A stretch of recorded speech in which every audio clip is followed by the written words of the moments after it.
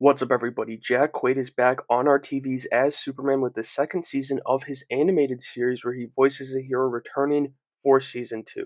There will, of course, be spoilers for the premiere here in my breakdown, so you've been warned. Now let's get into the show.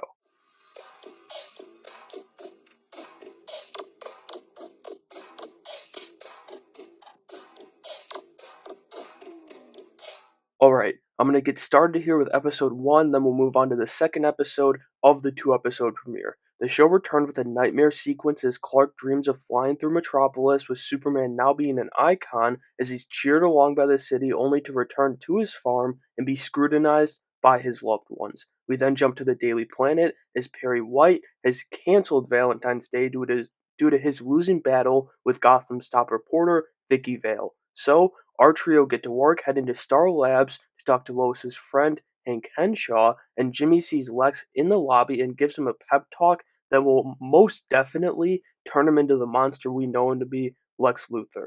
From there, we get some more Jor-El in Antarctica as we learn Kal-El's cousin was also sent to Earth along with him, and he has to find her, and that's obviously going to be Supergirl, who they already revealed will appear here in the second season. Jor-El also shows Clark and us, the audience, his origin, or this Superman's origin, as Clark just has so many questions for his father, but so little time as Jimmy and Lois, they're in danger. The ship they're on is being controlled by Brainiac, and he sent the guards after them, but as if that weren't enough, Amanda Waller shows up with Slade, and honestly here, I'm not sure who this other guy is. I mean, I'm assuming it's going to be someone from Superman's Rogue Gallery, but like this show's version, and we'll find out who it is later on, but I don't recognize the other villain here.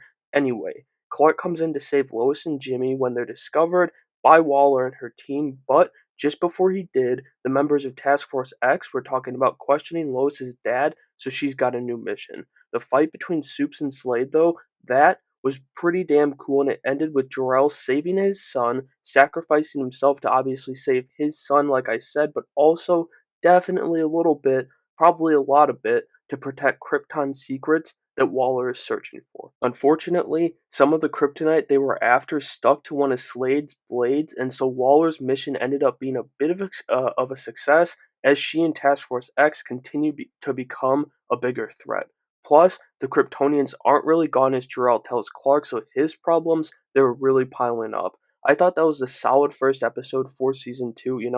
It wasn't bad, not anything crazy or great either, but solid. It was a little light on the action, but it is a premiere first episode, so and what we got was good. So, the fact that it had a very intriguing storyline to kick it off was a very big plus, especially the Jor-El aspect of it all, because, it's ballsy killing his conscience already with how little we've gotten of him, but maybe he'll come back, when we get the fortress in this show. But either way, like I said, it was really ballsy, and I actually liked it. Alright, before we get into the second episode of the premiere, I wanted to take a second to thank you for stopping by the Nerdverse. I hope you're enjoying the breakdown so far, and if you are, I'd appreciate it greatly if you subscribe to the channel to show your support in the easiest and freest way possible. With that being said, let's get back to Metropolis. Episode 2 opened with Amanda Waller heading in to see Lois's father, General Sam Lamb, in prison or her new Task Force X base, and we did get a cameo from Ivo, who's now Parasite, of course, here in this episode, but also at the end of this one. We then see Clark and Lois on the search for her father, and they end up adding a second name to the rescue list as a young boy asks Clark if he can get Superman to save his dad, who went missing at Strikers, so that's where they're going to start. Once they get there, they find an entire wing of the prison completely empty, which leads them to a sub-level where they find Task Force X's new base, and oh boy.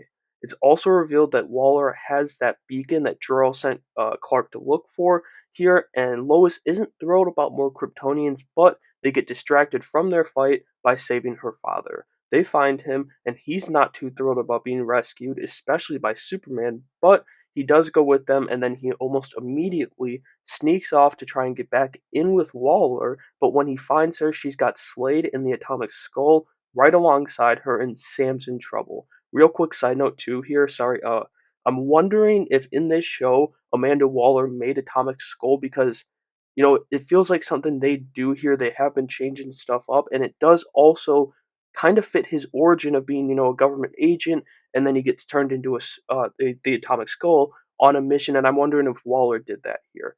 Anyway, Clark and Lois find Sam just in time as Superman takes on Atomic Skull in an epic fight that the Boy Scout wins as Lois and her father help all the prisoners that Waller's been experimenting on escape. Then, to close out the episode, we see Parasite going for Waller as Lex takes him down, saving Waller and birthing a new dastardly partnership.